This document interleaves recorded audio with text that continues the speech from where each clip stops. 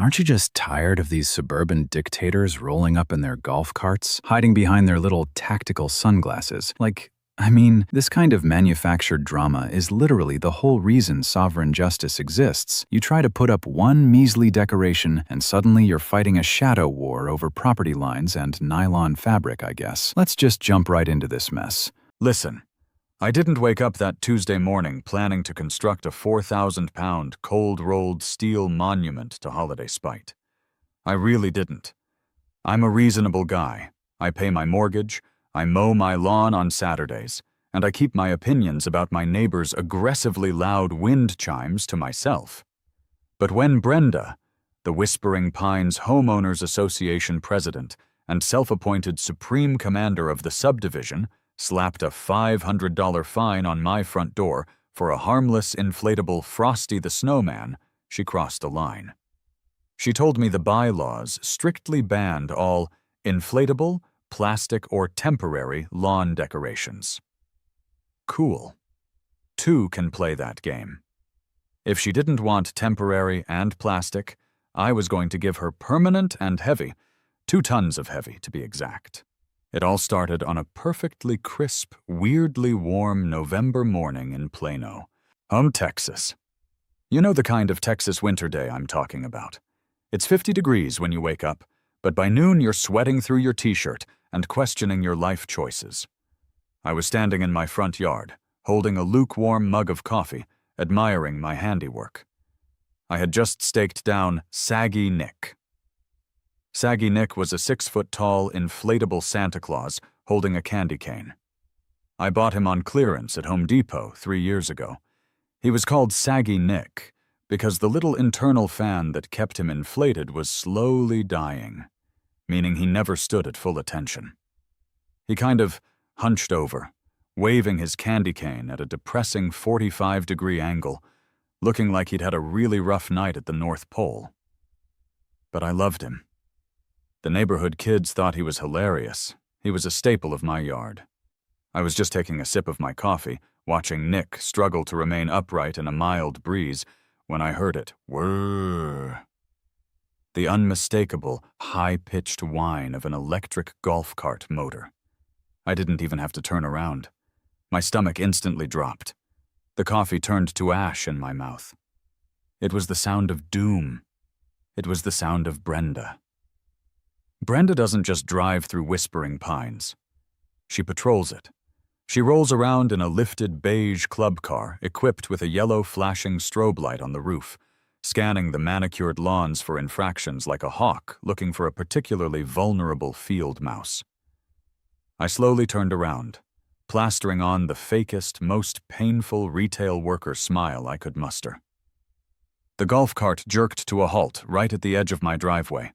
The tires squeaked against the concrete, and there she sat. Brenda. She was wearing a matching pastel pink tracksuit, a white visor pulled down low, and those oversized, polarized tactical sunglasses that wrap all the way around your temples. You couldn't see her eyes. You could only see your own terrified reflection in the mirrored lenses. She was gripping a metal clipboard so tightly her knuckles were white. "Morning, Brenda," I said, raising my coffee mug in a pathetic gesture of peace. "Beautiful day, isn't it?" Brenda did not return the greeting. She didn't smile. She didn't even acknowledge the weather. She just pointed a manicured acrylic fingernail directly at Saggy Nick. "Dave," she said. Her voice was flat, devoid of any human emotion. It sounded like an automated customer service menu. "What is that?" I blinked, looking back at my yard. "That? That's Santa, Brenda. He's bringing the holiday cheer. Well, he's trying to. The motor's a little shot, so he's more of a holiday suggestion right now, but you get the idea. It's an eyesore, Dave." She unclipped a pink piece of carbon paper from her clipboard and waved it in the air. "Read Section 4, Paragraph B of the Community Covenants. No inflatables. No exceptions.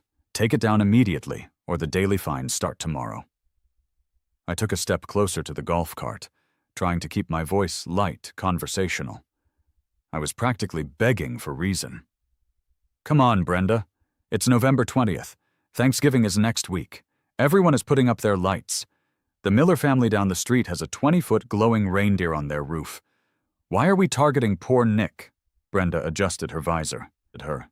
The Millers submitted a formal architectural variance request back in August, which was reviewed and approved by the board because their reindeer is constructed of rigid, powder-coated wire frame. Yours is nylon. It requires constant electricity. It's tacky. It makes the neighborhood look like a used car lot. A used car lot? I laughed, but it came out sounding a little hysterical. Brenda, you literally have 2 plastic pink flamingos next to your mailbox right now. I saw them when I drove to work yesterday. And it's almost winter. Flamingos migrate, Brenda. They shouldn't be here. The air between us seemed to drop 10 degrees. The reflection in her sunglasses didn't change, but I could tell I had made a fatal error. You do not point out the HOA president's hypocrisy. It is the cardinal sin of suburban living. My yard art, Brenda said, her voice dropping an octave, was grandfathered in under the 2018 Beautification Amendment. She gestured wildly at my half-deflated Santa, who chose that exact moment to bow completely forward, his face planting directly into the damp Texas Bermuda grass. Is a violation. You have 24 hours. She didn't wait for a response. She slammed her foot on the accelerator. The electric golf cart whirred to life and sped off down the street, the yellow strobe light blinking mockingly in the morning sun. I stood there for a long time. The neighborhood was dead silent, save for the pathetic, dying hum of Saggy Nick's internal fan. I walked over to the outlet by the garage, reached down, and yanked the extension cord out of the wall. With a soft, wheezing sigh, the giant red fabric collapsed completely, was leaving nothing but a sad, wrinkly puddle of nylon on my lawn. I had lost. I had been bested by a woman in a pink tracksuit and a clipboard. I picked up the heavy fabric, hauled it into the dark depths of my garage, and threw it into a dusty corner next to the lawnmower. I went back inside, locked the front door, and walked straight to the fridge. It was 9:30 in the morning. I didn't care. I grabbed a cold local IPA, popped the top, and sat down at my kitchen island. I was furious. It wasn't about the Santa. Not really. It was about the principle. It was about the absolute arrogance of someone dictating what I could and couldn't do on the plot of dirt that I paid a ridiculous property tax on every single year. It was the smugness, the $500 threat. I slammed the beer down on the counter. Fine, I muttered to my empty kitchen. Let's read the rules. I opened my laptop, cracked my knuckles, and navigated to the Whispering Pines HOA portal. Let me tell you about this website. If you've ever dealt with an HOA, you know exactly what this portal looked like. It was designed in roughly 2004 and had never been updated. The background was a harsh, blinding white, and the logo was a poorly compressed JPEG of a pine tree that looked like it was rendered on a potato. I had to reset my password 3 times, complete a CAPTCHA proving I wasn't a robot trying to steal community pool schedules, and finally, I was in. I found the Community Covenants, Conditions, and Restrictions document. It was a 142-page PDF. It took 2 full minutes just to download. I hit Control F and searched for holiday. The document snapped to page 87, Section 4, Paragraph B. So I leaned into the screen, my eyes tracing the dense legalese text. Section 4, B, Seasonal and Holiday Decor. No homeowner shall erect, install, or maintain any temporary, inflatable, or plastic holiday structures, displays, or yard art on the exterior of the property. All permissible decorations must be of a permanent, structural aesthetic, subject to prior written approval by the Architectural Review Committee, ARC. I read it once, I read it twice. I took a long, slow sip of my beer. They banned the material. They banned the temporary nature. They said absolutely nothing about permanent metal. A slow, terrifying grin started to spread across my face. It was the kind of grin that usually precedes a terrible, expensive decision. If Brenda wanted permanent, if Brenda hated plastic and inflatables, then I would give her something so permanent, so structurally rigid, that it would outlast the very foundations of the Whispering Pines subdivision. But there was a catch. I read the last sentence again. Subject to prior written approval by the Architectural Review Committee, ARC. That was the trap. That was how they got you. I could build a beautiful, tasteful, solid bronze statue of a reindeer, and Brenda's committee could just stamp "denied, not in keeping with neighborhood aesthetic" on the paperwork, and I'd be legally forced to tear it down. They held all the cards. They were judge, jury, and executioner of taste. I needed a loophole. I needed a shield so impenetrable, so steeped in absolute, unassailable legal authority that Brenda's clipboard would burst into flames if she even tried to write a citation. And I needed to go over her head, way over her head. I spent the next 6 hours going down a legal rabbit hole that would make a sovereign citizen proud. I abandoned my morning plans. I abandoned my lunch. I sat in the glow of my monitor, surrounded by empty coffee mugs and the lingering smell of spite, aggressively typing search queries into Google. Can an HOA ban a statue? How to bypass HOA Architectural Committee. Federal laws that override HOA rules. Can I claim my yard decor is a religious monument? Turns out, no, not really. They can still regulate size and placement. I read through Texas property codes. I read obscure municipal zoning ordinances for the city of Plano. I read forum posts from 2011 where angry men named Gary ranted about their property rights. And everything kept pointing back to the same depressing conclusion. The HOA contract you sign when you buy the house is legally binding. You agreed to their rules. You are trapped. I rubbed my eyes. They were burning. It was 3 p.m. I was hungry, my back ached, and I was starting to think I should just go buy a stupid wireframe reindeer like the Millers and admit defeat. I slouched in my chair and clicked on a random YouTube video titled HO Nightmare Stories. The video was a compilation of news clips. Halfway through, a segment played from a local news station in Florida. It was about a guy who painted his house neon pink. The HOA tried to fine him, but he fought back. I wasn't really paying attention until the reporter said something that made me sit straight up, knocking my empty beer can onto the floor. Oh, the homeowner ultimately prevailed against the Homeowners Association, citing a little-known federal regulation protecting his right to install satellite dishes and antennas. Wait. I paused the video. I opened a new tab. My fingers flew across the keyboard. HOA Federal Antenna Law. The search results populated instantly. And there, shining like a beacon of absolute glorious salvation at the top of the page, was the website for the Federal Communications Commission. I clicked the link. The over-the-air reception devices. OTA-RD rule. I started reading, and as I read, the heavens parted. Angels began to sing in my kitchen.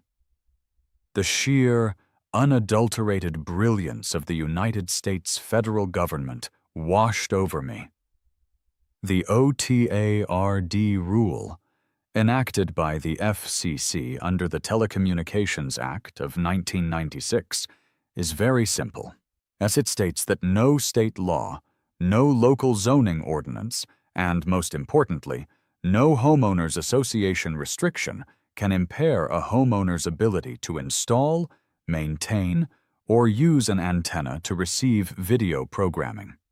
It explicitly prohibits HOAs from enforcing bylaws that unreasonably delay or prevent the installation of a TV antenna or that add unreasonable costs to the installation. But it got better. Oh, it got so much better. I scrolled down to the FAQ section, my heart pounding against my ribs like a jackhammer.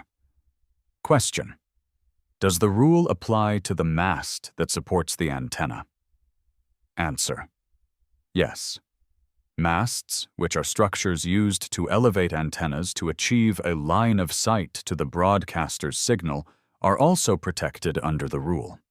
The rule does not specify a maximum height or size for a mast, but only that it is necessary to receive an acceptable quality signal. I pushed my chair back from the island. I stood up. I paced a circle around my kitchen. I didn't need to build a permanent yard decoration. I didn't need to beg the Architectural Review Committee for permission to put up a statue. I needed to install a high-definition, directional RCA television antenna to catch the local broadcast of the Dallas Cowboys games. I have a fundamental, federally protected right to receive that broadcast. But the signal in Plano can be tricky. There are a lot of tall trees, a lot of interference. To get a truly acceptable, high-quality signal, I was going to need a mast. A very sturdy, very tall, very specifically shaped mast to hold that antenna up in the air. I grabbed a pen and a napkin off the counter. What if the mast was made of quarter-inch cold-rolled steel? What if the mast weighed exactly 4,000 pounds to ensure it was structurally sound against Texas windstorms? What if the mast was roughly the shape of a fat man in a suit, with one arm outstretched toward the heavens, and at the very tip of that outstretched candy cane-shaped arm sat a tiny, fully functional digital TV antenna? The HOA couldn't touch it. It wouldn't be a decoration. It would be federal telecommunications infrastructure. If they tried to force me to take it down, they wouldn't be arguing with Dave in house number 42. They would be arguing with the Federal Communications Commission. They would be breaking federal law. I looked at the messy sketch on my napkin. It looked like a jagged post-apocalyptic robot. It looked terrifying. It was perfect. I pulled out my phone. I didn't need a decorator. I didn't need an artist. I needed someone who worked with metal. Heavy metal. I opened Yelp and searched for custom welding fabrication Plano. A list of industrial shops popped up, mostly places that did commercial structural repair, pipeline welding, and custom off-road vehicle parts. I scrolled past the corporate-looking websites and found a listing with exactly 3 reviews, all 5 stars. The name of the business was Ironclad Customs. The owner's name was Mike. I tapped the phone number. It rang twice before a deep, gravelly voice answered. It sounded like the guy chewed on spark plugs for breakfast. Ironclad. Mike speaking. Hey, Mike, I said, my voice vibrating with a chaotic mix of adrenaline and sleep deprivation. My name is Dave. I have a project. What kind of project? Mike asked. I could hear the sharp hiss of a welding torch firing up in the background. You need a roll cage for a Bronco? Trailer repair? What are we looking at? No, I said, taking a deep breath. I need you to build me a Santa Claus. Out of steel. Solid, quarter-inch steel plate. It needs to be about 8 feet tall and it needs to weigh at least 2 tons, and it needs to be bolted to a concrete foundation. There was a long, heavy silence on the other end of the line. The welding torch hissed, then cut off. "A 2-ton steel Santa," Mike repeated slowly. "Yes." Another pause. "Who'd you piss off, Dave?" "The president of my homeowners association." Mike let out a low, booming chuckle that echoed through the phone. It was the sound of a man who instantly understood the assignment. "Dave, my buddy, you got blueprints, or are we just winging this monument to spite?" "I have a sketch on a napkin," I admitted. "But I have a budget, and I have a timeline. I need this thing built, delivered, and anchored into my front lawn before Thanksgiving. Can you do it?" "I can build anything if the check clears," Mike said. "But moving 4,000 pounds of steel into a residential subdivision without tearing up the street is going to be a logistical nightmare. You're going to need a crane, and you're going to need a concrete crew to pour a slab that can hold the anchor bolts, or that thing is going to tip over and crush a minivan." "I don't care what it takes," I said, looking out my kitchen window toward the spot where saggy Nick used to stand. "I want it indestructible. I want it permanent. But I want it to be the most terrifyingly legal thing this neighborhood has ever seen." "All right," Mike sighed. "Come down to the shop tomorrow morning. Bring your napkin. Bring your checkbook. We'll draw up the iron clause." I hung up the phone. I looked back at the glowing screen of my laptop, at the FCC website. Brenda thought she had won. She thought a $500 fine and a clipboard made her a god. But she was playing checkers. I was about to drop a 2-ton federally protected nuke on her chessboard. The next morning, I practically leaped out of bed. I hadn't slept. I was running entirely on spite and about 4 cups of cheap drip coffee. I grabbed my keys, my wallet, and that crumpled napkin with the worst drawing of a robot Santa you've ever seen, and I drove out of Whispering Pines. Driving out of my neighborhood is like leaving a movie set where everyone is terrified of the director. Every lawn is exactly 2 inches high. Every mailbox is regulatory black with brass numbers. It's sterile. It's exhausting. But as I merged onto the highway and headed toward the industrial outskirts of Plano, the scenery shifted. The manicured hedges gave way to chain-link fences, corrugated steel warehouses, and lots filled with rusted-out tractor trailers. This was my kind of place. This was where things actually got done, away from the prying eyes of the Architectural Review Board. I pulled into a gravel lot in front of a massive warehouse-style building. Above the roll-up metal door, a faded sign read, "Ironclad Customs, Welding and Fabrication." The air outside smelled like hot metal, diesel exhaust, and cheap cigarettes. Honestly, it was the best thing I'd smelled all week. I walked through the side door. The inside of the shop was deafening.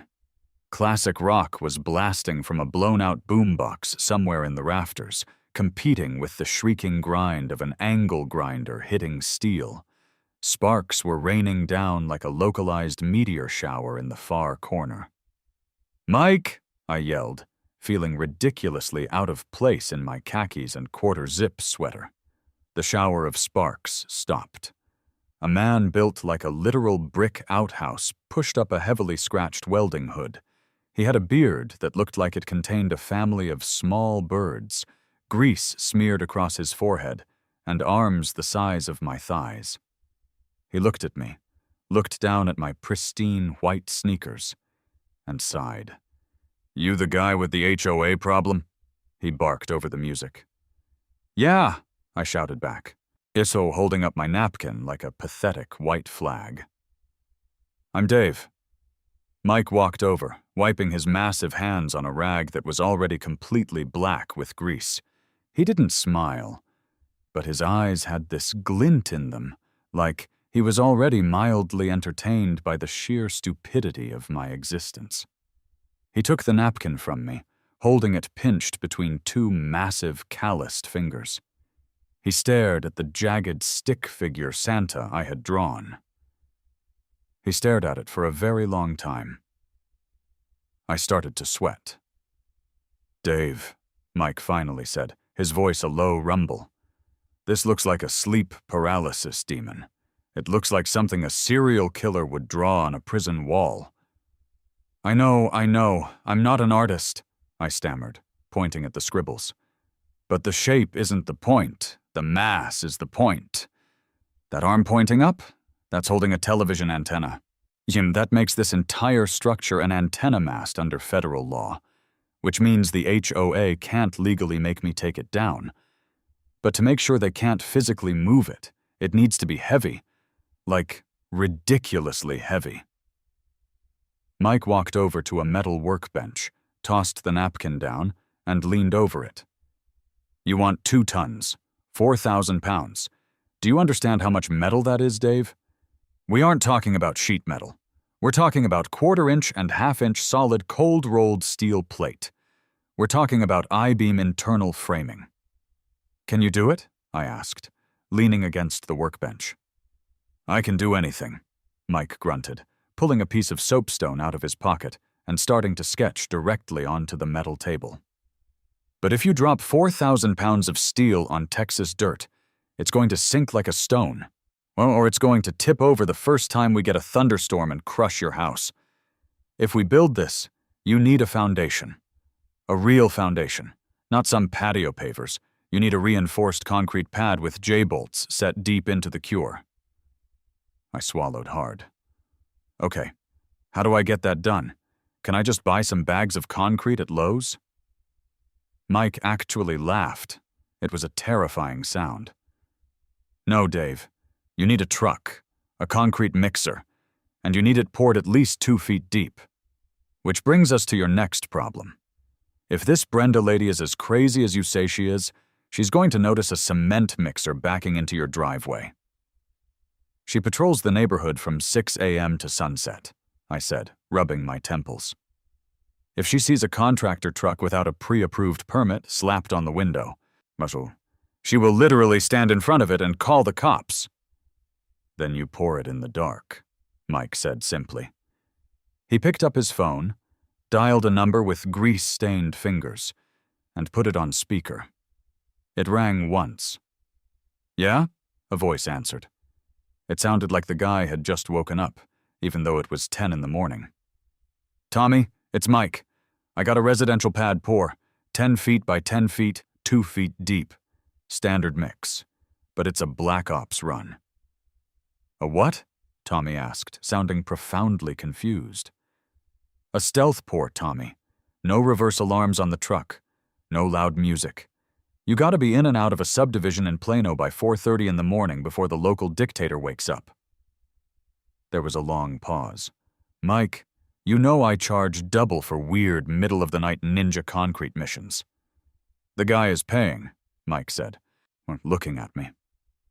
I nodded frantically, mentally calculating how much of my savings this was going to drain. It didn't matter.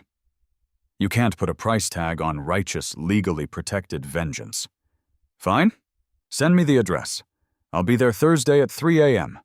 Tell the homeowner he better have the hole dug and the forms set or I'm turning around." Tommy hung up.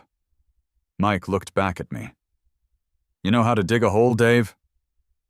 "I can dig a hole," I said, though my lower back preemptively ached at the thought. "Good. Because while you're playing with dirt, I'm going to be building your monster." Mike tapped the soapstone drawing on the table. It was already starting to look incredible. He had drafted a massive, blocky, industrial-looking Santa. It had harsh, geometric angles, like a low-polygon video game character brought into the real world. One massive steel arm was thrust triumphantly into the air, holding what looked like a giant steel candy cane. The hook of the candy cane was perfectly designed to cradle a standard, store-bought digital TV antenna. "What kind of metal are we using?" I asked, genuinely fascinated. "Core 10 steel," Mike said, crossing his massive arms. Weathering steel. It's what they build shipping containers and bridges out of. When it sits in the rain, it develops this thick, gnarly rust patina on the outside, but the rust actually protects the inner layers from corroding. It's indestructible. And he paused, a slight, evil grin pulling at the corner of his beard. It looks incredibly industrial and ugly to people who like pastel flamingos. Mike, I said, feeling a tear of pure joy welling in my eye. You are an artist. I'm a fabricator. Dave? And this fabrication is going to cost you $4,000, materials and labor included, half up front. I didn't even blink. I pulled out my checkbook and slammed it on the steel table. For the next 5 days, my life was a blur of covert operations, physical labor, and sheer paranoia. During the day, I went to my corporate job, sat in endless Zoom meetings, and pretended I was a normal, functioning member of society. But at night, I was a subterranean mole man driven by spite. I couldn't hire a crew to dig the foundation hole because they would draw too much attention. So, every night, after the sun went down and Brenda's patrol cart was safely docked in her garage, I went out to my front lawn with a shovel, a pickaxe, and a wheelbarrow. I hung a tarp over the side of my garage to block the view from the street. I dug through hard Texas clay.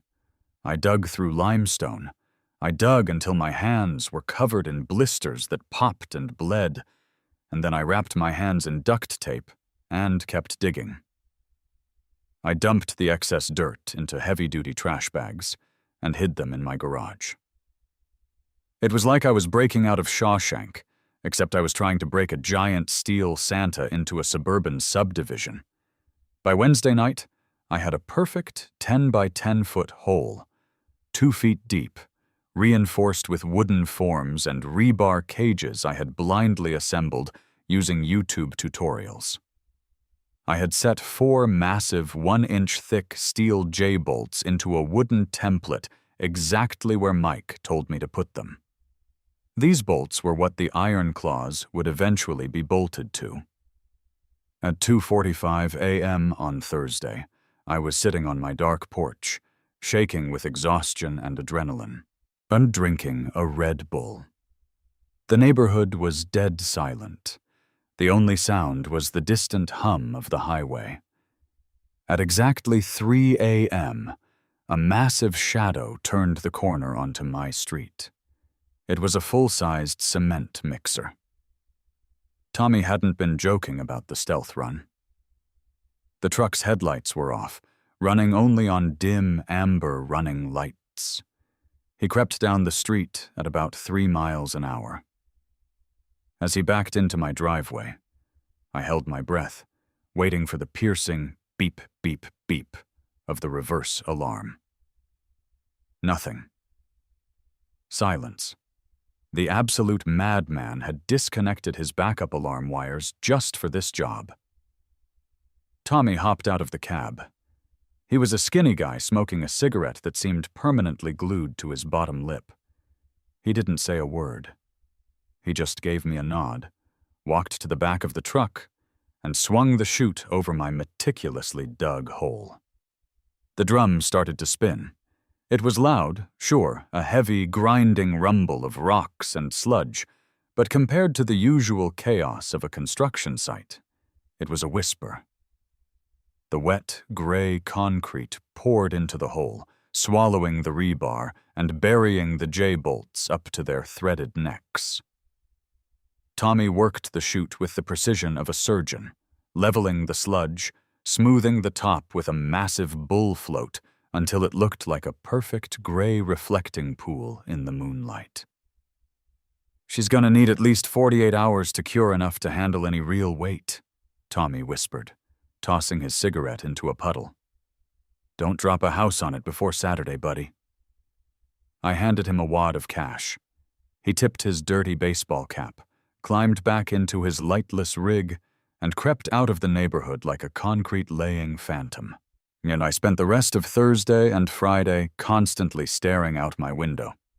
I had covered the curing concrete pad with a dark brown tarp, scattering some loose dirt and dead leaves over it, so it looked like I had just done some aggressive landscaping. Every time a car drove by, my heart spiked. Every time a dog barked, I assumed it was Brenda discovering my secret bunker. But she didn't notice. The tarp blended in perfectly. On Friday afternoon, I drove back to Ironclad Customs. When I walked into the shop, I literally stopped breathing. It was finished. It was standing in the middle of the warehouse bay, suspended slightly by a massive yellow gantry crane. It was the most beautiful, horrifying thing I had ever seen. Mike had outdone himself. The iron claws was 8.5 feet tall. It was constructed entirely of heavy, jagged planes of dark, raw steel. It looked like a transformer that had gotten a job at the mall for the holidays. Its beard was made of overlapping scales of diamond plate steel. Its belt buckle was a solid 3-inch thick block of iron, and extending high above its head, jutting into the air like a weapon of mass communication, was the steel candy cane. "Mike," I whispered, walking slowly toward the behemoth. It's a masterpiece." Mike was wiping grease off his hands, looking proudly at his creation. "She tips the scales at exactly 4,200 pounds, Dave.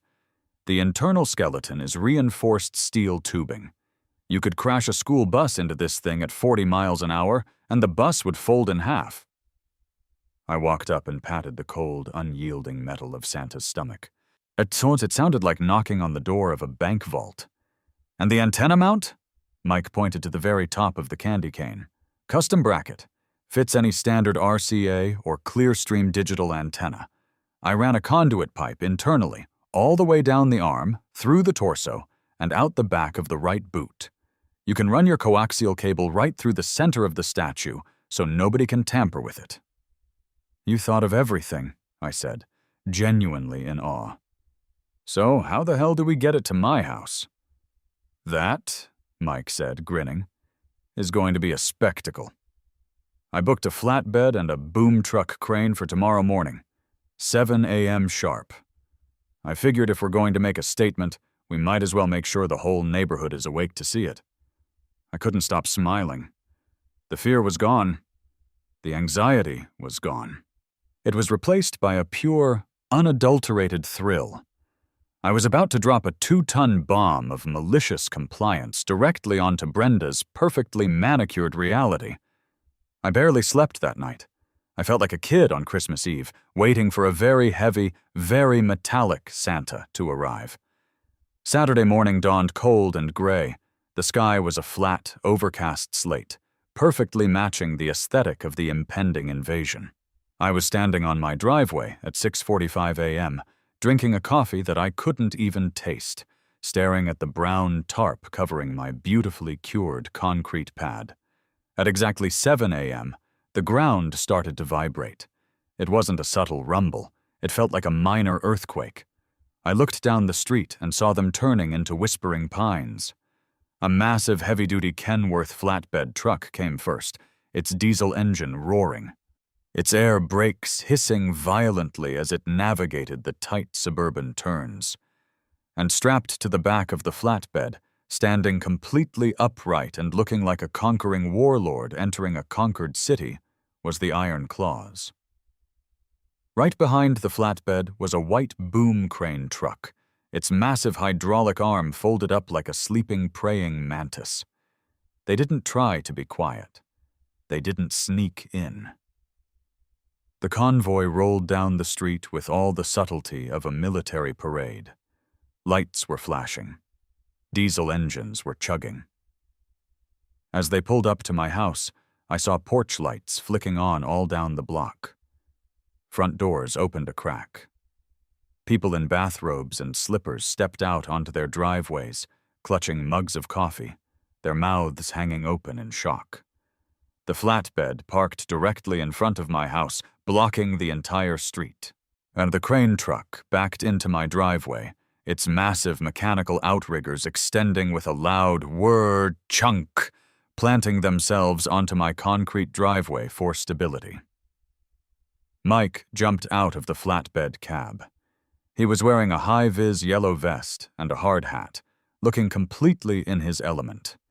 He walked over to me, holding a massive wrench. "Ready to make some history, Dave?" he shouted over the noise of the idling diesel engines. "Let's do it," I yelled back. I walked over and dramatically pulled the brown tarp off my front lawn, revealing the pristine, bright white concrete foundation pad, with its 4 menacing, threaded steel bolts sticking out. The crane operator, a guy chewing a massive wad of gum, started working the levers. The hydraulic arm whined, extending high into the gray sky. Thick, yet yellow industrial lifting straps were secured around the Iron Claus's massive torso. "Take up the slack!" Mike yelled, signaling with his hands. The winch ground into gear. The straps went taut, and slowly, agonizingly slowly, the 4,000-pound steel behemoth lifted off the bed of the truck. It was a terrifying thing to witness. 2 tons of dark, heavy metal suspended in the air by a single cable, swaying slightly in the morning breeze.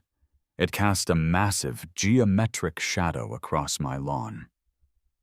The sheer absurdity of the visual, this brutalist, post-industrial monster hovering over a perfectly manicured plot of suburban Bermuda grass, was almost too much to process. Mike and another worker guided the statue as the crane swung it over my yard. They hovered it directly over the concrete pad. "Down, down slow!" Mike bellowed. I watched, and holding my breath, as the Iron Claws descended.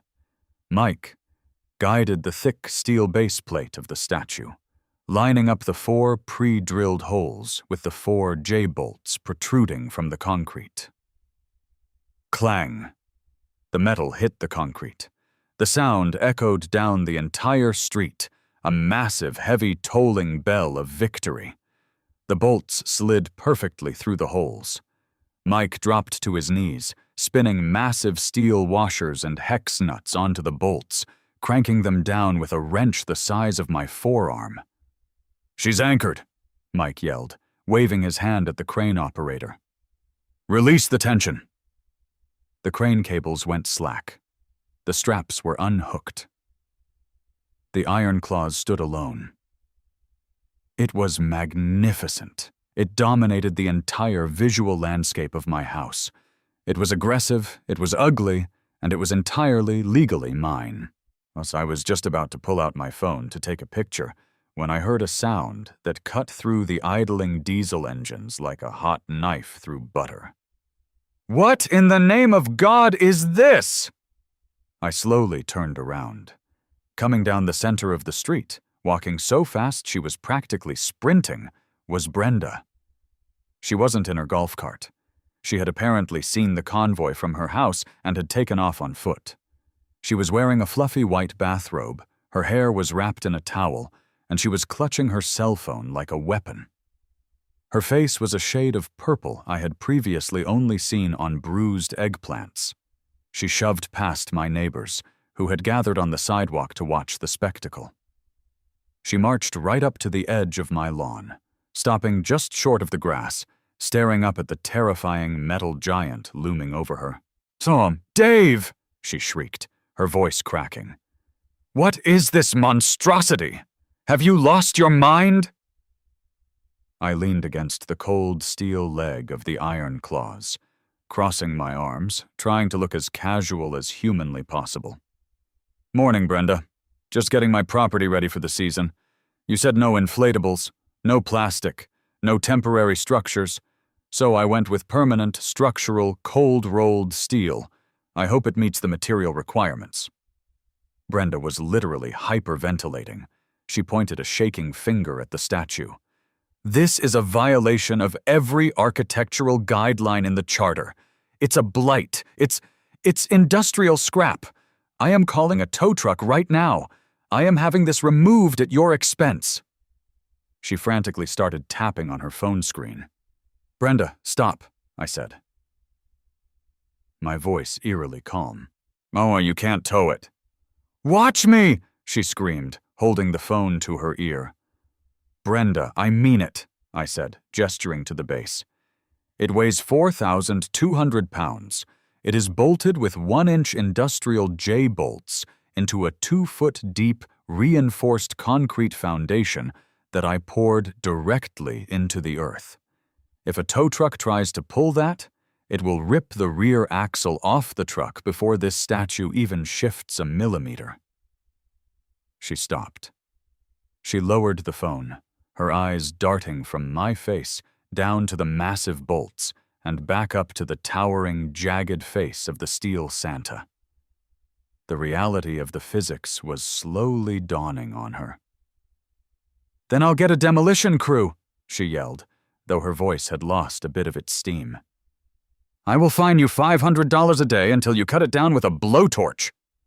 "You can't fine me, Brenda," I said, pushing off the statue and walking toward her. I reached into my back pocket and pulled out a small, sleek black box. It was a digital television antenna I had bought at Best Buy the night before. I climbed a small step ladder I had left near the base of the statue. I reached up and snapped the antenna onto the custom bracket Mike had welded to the top of the candy cane. I grabbed a coil of black coaxial cable, attached it to the antenna, and began feeding it down the internal pipe in the arm. "What are you doing?" Brenda demanded, stepping onto my lawn, completely forgetting her own rules about trespassing. "I'm hooking up my television, Brenda," I said, pulling the cable out of the heel of the statue's boot. I started unspooling it toward my living room window. "You see, this isn't a decoration. This isn't yard art. This is a federally protected telecommunications mast, erected for the sole purpose of receiving an over-the-air digital broadcast signal." Brenda stared at me like I had just started speaking fluent Aramaic.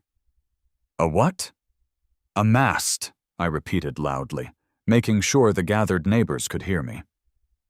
"Under the Federal Communications Commission's over-the-air reception devices rule, specifically 47 CFR Section 1.4000, no homeowners association can restrict, delay, or prevent a homeowner from installing an antenna to receive video programming. And furthermore, the FCCC strictly prohibits you from regulating the mast required to elevate that antenna to receive an acceptable signal." I walked over to her, stopping a foot away. "My signal was bad, Brenda. The trees were blocking my local news. I needed a really sturdy mast to hold my antenna up, so I built one. The fact that my mast looks exactly like a terrifying, indestructible steel Santa Claus is just a weird architectural coincidence, but legally, this is federal infrastructure." Brenda's mouth opened and closed a few times, but no sound came out. She looked at the antenna, a tiny piece of black plastic perched atop 2 tons of aggressive metal. She looked at the concrete foundation. She looked at Mike, who was leaning against his crane truck, trying very hard not to laugh out loud. "You," Brenda stammered, her face now completely drained of color. "You are insane. This won't hold up. I am calling the police. I am calling the city. I am calling our lawyers." "Call them all, Brenda," I said, turning my back on her and walking toward my front door, unspooling the coaxial cable behind me. "In the meantime, I have to go inside. The pre-game show starts in 20 minutes, and I want to see how crisp the high definition is."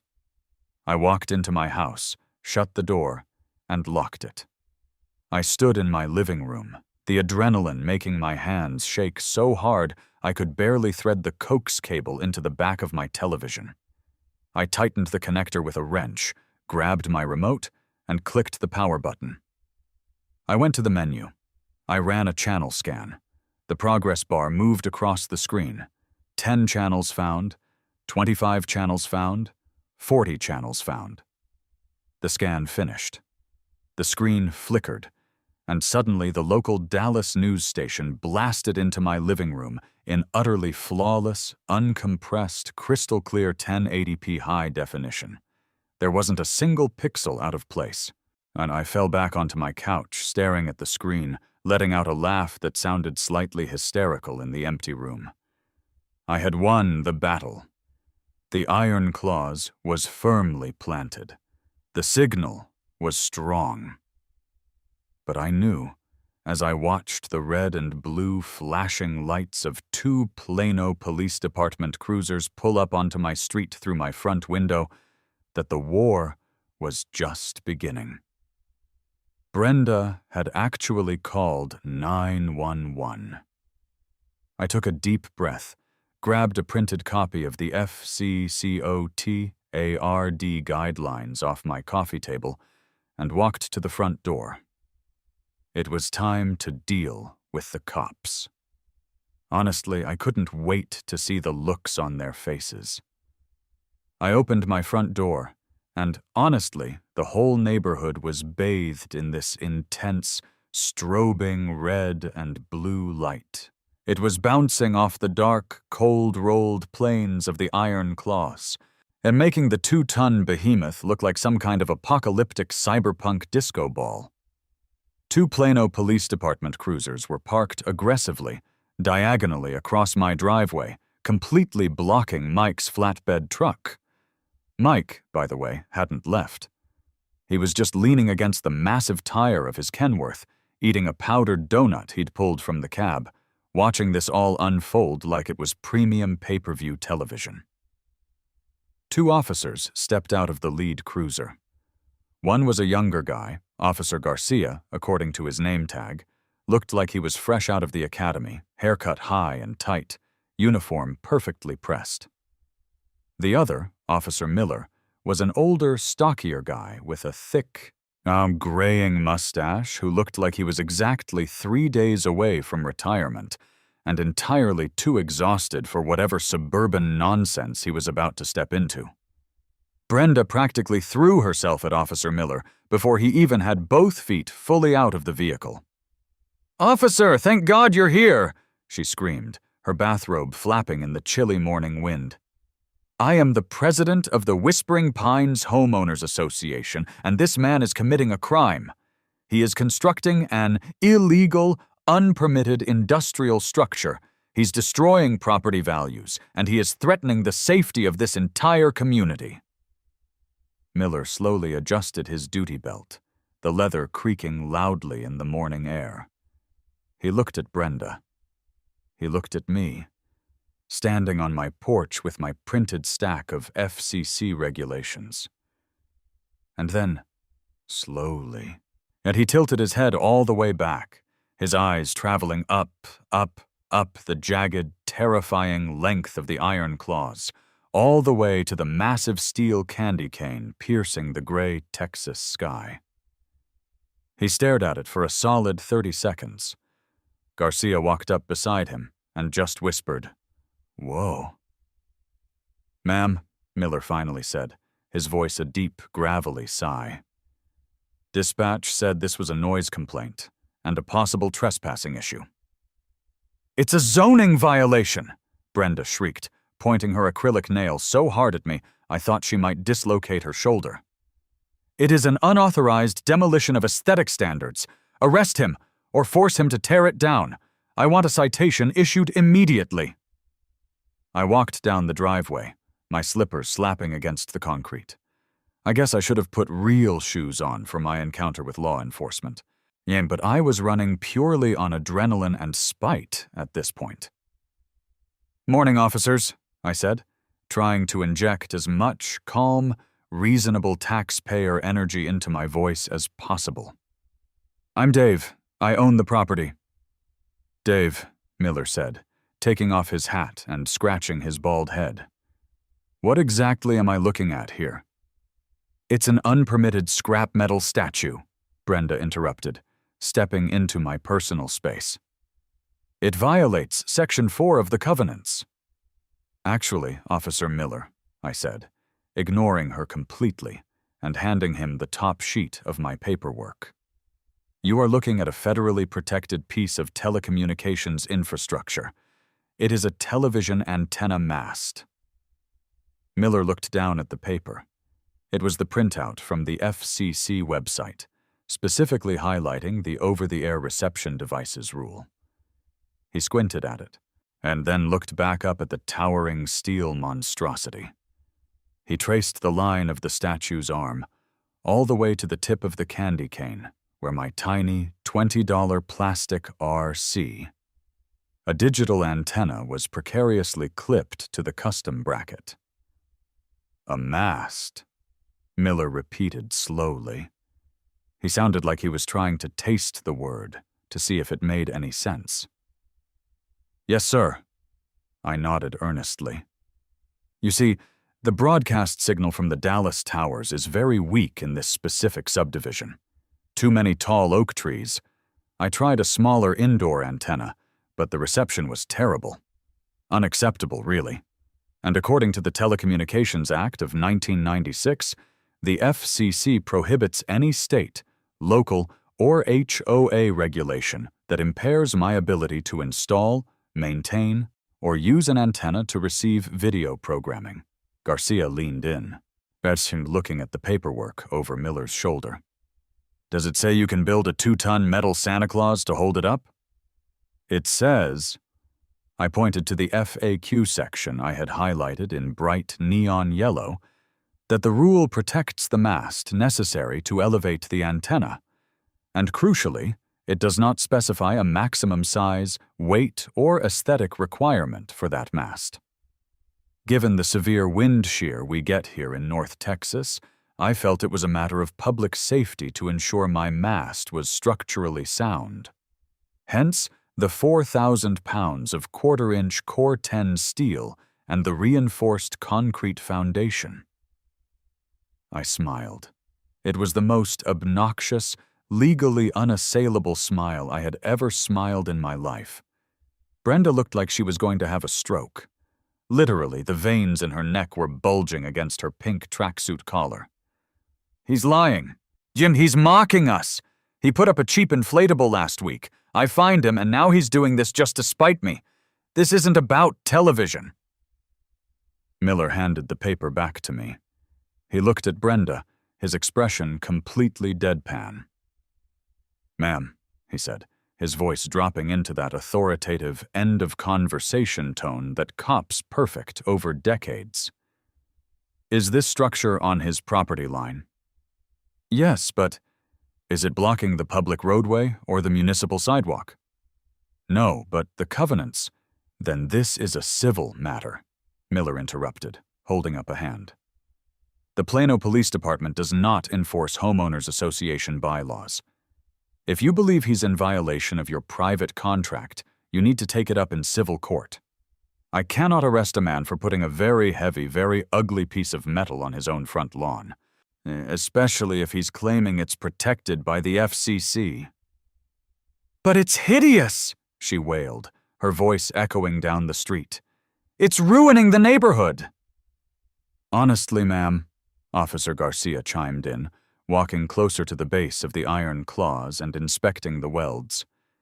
The penetration on these joints is incredible. Whoever fabbed this up really knew what they were doing. Look at the stacking on those dimes. Mike, still leaning against his truck, raised his powdered donut in a silent, grateful salute to Officer Garcia. We're done here, Miller said, turning back to his cruiser. Dave, have a good weekend. Enjoy the game. Ma'am, if you call 911 again for an HOA dispute, I will be issuing you a citation for misuse of emergency services. Have a blessed day. The two officers got back into their car. The flashing lights shut off. was her plunging the street back into the gray, overcast reality of a suburban Saturday morning.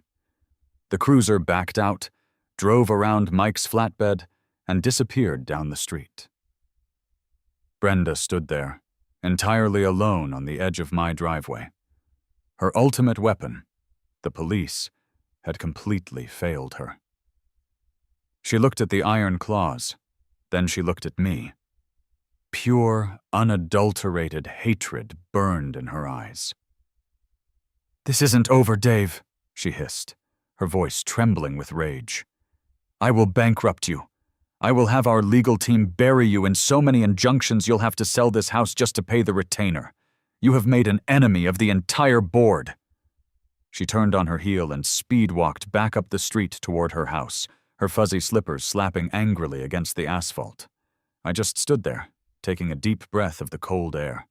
The smell of diesel exhaust and wet concrete was intoxicating. I looked up at Mike, who was climbing into the cab of his crane truck. "Well," Mike yelled out the window, firing up the massive engine. "I'd say that went pretty well. Call me if she tries to hit it with a bazooka. I can weld on some reactive armor for an extra $1,000. I laughed, gave him a thumbs up, and watched the convoy pull away. The neighborhood slowly went back inside, doors clicking shut, blinds snapping closed. But the iron claws remained, silent, heavy, and absolutely, legally untouchable. I mean, I knew the silence wouldn't last. You don't just drop a 4,000-pound loophole on an HOA president and expect her to just go back to aggressively measuring grass heights. The retaliation was going to be bureaucratic, and it was going to be expensive. And it took exactly 4 days for the envelope to arrive. It wasn't just in my mailbox. It was taped to my front door by a process server who looked incredibly confused by the giant steel man looming over him.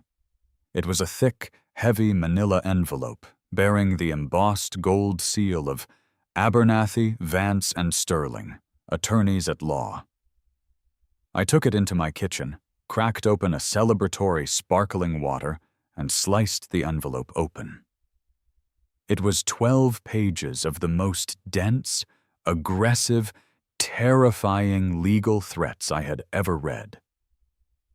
It was a formal cease and desist order combined with a notice of intent to lien.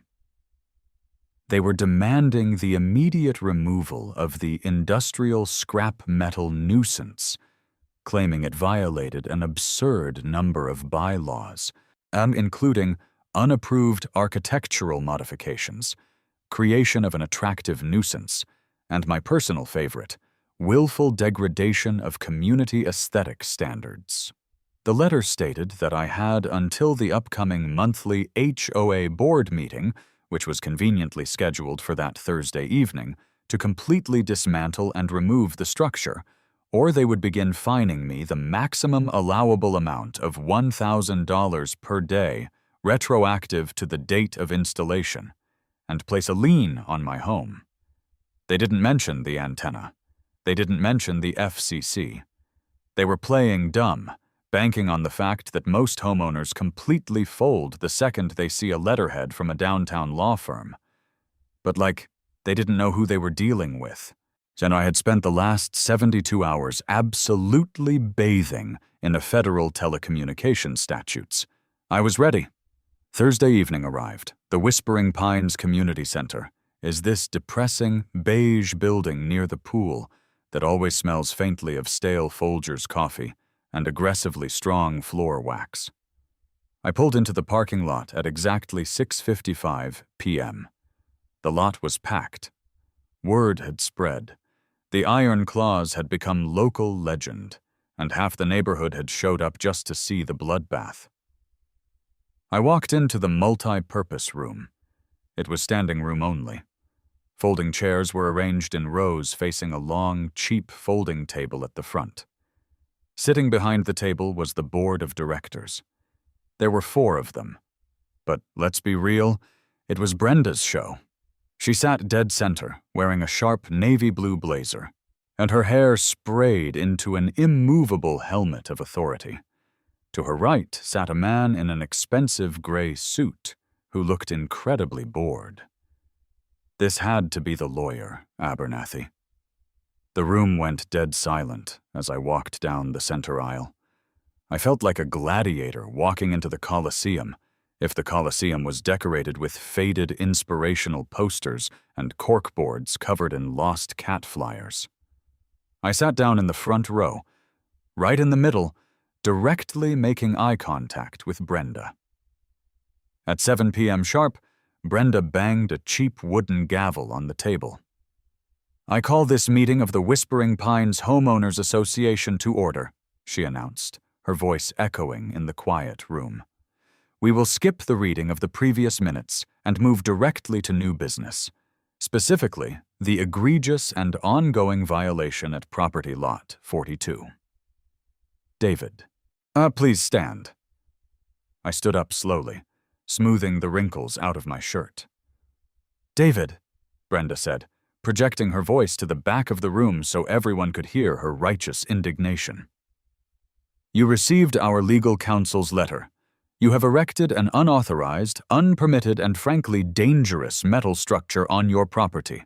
We are here to ask if you intend to comply with the cease and desist order, or if we need to move forward with the daily fines and the lien process." She leaned back, a smug, victorious smile playing on her lips. She thought she had me trapped in front of an audience. I didn't answer right away. I unzipped my leather portfolio. I didn't pull out the 12-page threat they sent me. Instead, I pulled out a single, neatly stapled stack of papers. "Brenda, members of the board," I started, thus keeping my voice loud, clear, and perfectly conversational. "I received your letter, but I'm afraid your legal counsel, Mr. Abernathy here, seems to have missed a rather massive jurisdictional issue when drafting his threats." I walked forward and slapped the stack of papers down on the folding table, right in front of the lawyer in the gray suit. "That," I said, pointing at the document, "is the Federal Communications Commission's Over-the-Air Reception Devices Rule, 47 CFR, Section 1.4000. It is a federal law, and it states explicitly that this homeowners association cannot enforce any restriction that impairs my ability to install a television antenna or the mast required to elevate it." A murmur rippled through the crowd behind me. Brenda slammed her gavel again. "That is a statue!" she yelled, losing her composure immediately. "It is a scrap metal Santa Claus." "It is a 4,000-pound cold-rolled steel television antenna mast," I corrected her, never breaking eye contact. "It is holding a digital RCA antenna, currently pointed directly at the Cedar Hill broadcast towers. It provides me with crystal-clear reception of local news and sports, which is my federally protected right as an American citizen." I turned my attention to the lawyer. Abernathy had finally stopped, looking bored. He had picked up the packet. He was reading the highlighted sections. His eyes were darting back and forth across the page. "Mr. Abernathy," I said, my voice dripping with forced politeness. "As an officer of the court, I'm sure you're aware that federal law supersedes local HOA covenants. The FCC has ruled on this exact issue dozens of times, or they have established a specific petition process. If this board believes my mast is unreasonable, they cannot fine me. They cannot touch it. They must formally petition the Federal Communications Commission in Washington, D.C. for a waiver, and they must prove that my mast poses a legitimate, documented safety hazard, or is situated in a designated historic preservation district." I paused, letting the silence hang in the room. "So, my question to you, Mr. Abernathy, is this. Does Whispering Pines want to spend tens of thousands of dollars in legal fees to fight the United States federal government over my television reception?"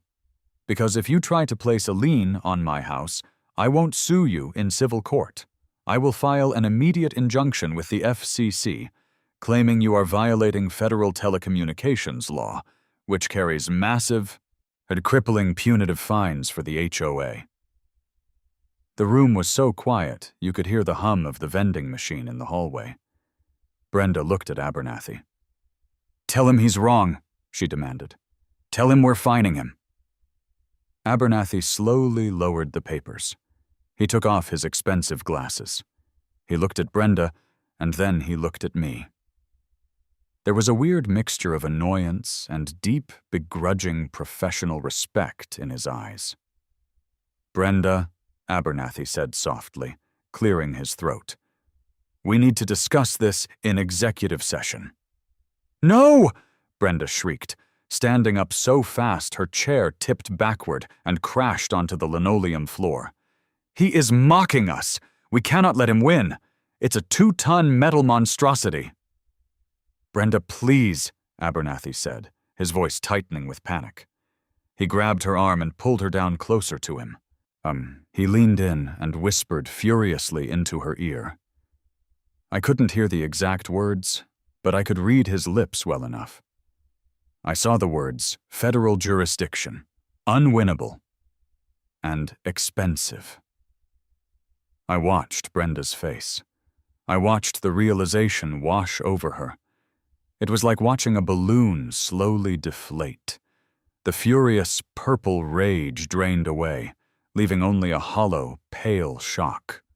The supreme dictator of Whispering Pines had just realized that her absolute authority stopped at the very edge of federal telecommunications regulations. She slowly sank back into her seat. She didn't pick up her gavel. She didn't look at me. She stared blankly at the beige wall at the back of the room. The board," Brenda stammered, her voice completely broken, barely louder than a whisper. "The board will take this matter under advisement and review the FCC documentation. Moving on to the pool maintenance budget." The crowd erupted. People in the back started clapping. The guy who lived 2 doors down from me actually cheered. The illusion of absolute control was shattered. I didn't stick around for the pool budget. I zipped my portfolio, gave Mr. Abernathy a polite nod, and walked out of the community center, the sound of my footsteps completely drowned out by the chaotic chatter of the neighborhood. I drove home. The night was dark, but as I turned onto my street, I could see it. The Iron Claus. Standing tall, immovable, and triumphant in the glow of the streetlights. A permanent 4,000-pound monument to malicious compliance. I parked my car, walked up to the statue, and patted its cold, rusted steel leg. "Good job, buddy," I whispered to the giant. I walked inside, locked the door, and crashed onto my couch. I grabbed the remote and turned on the television. The local news came on, broadcasting an absolutely stunning, uncompressed, perfectly legal, high definition. I just sat there, laughing into the empty room.